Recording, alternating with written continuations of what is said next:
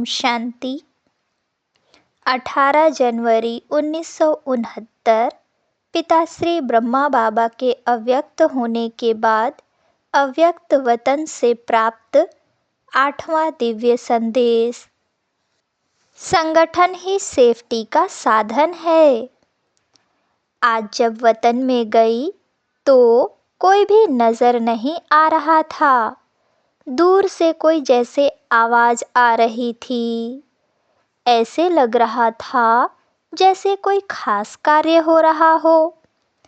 मैं पहले तो कुछ रुकी, लेकिन फिर आगे चलकर क्या देखा, शिव बाबा, ब्रह्मा बाबा, मम्मा और विश्व किशोर चारों ही आपस में बातचीत कर रहे थे और बहुत प्लान उनके आगे रखे थे, जिसमें कुछ निशान आदि दिखाई दे रहे थे, लेकिन समझ में नहीं आया।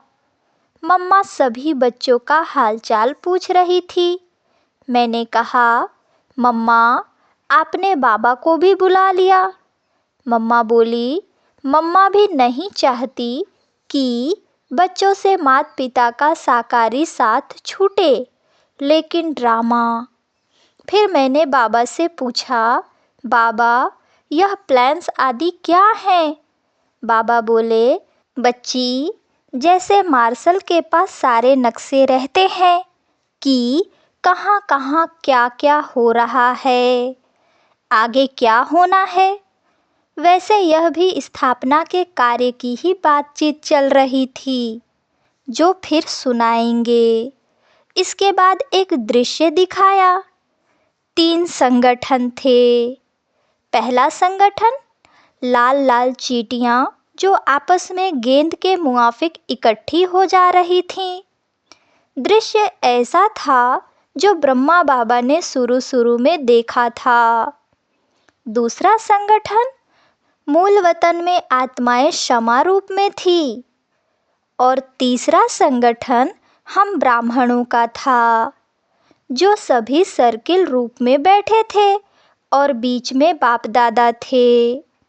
वह ऐसे लग रहा था जैसे फूल के बीच में बूर होता है और चारों ओर पत्ते होते हैं।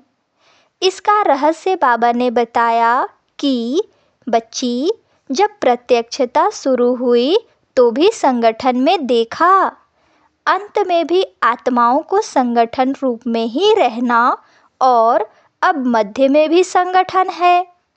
संगठन की शक्ति है तो कोई भी हिला नहीं सकता। देखो, बाप दादा ने कहां कहां से चुन चुन कर संगठन बनाया है।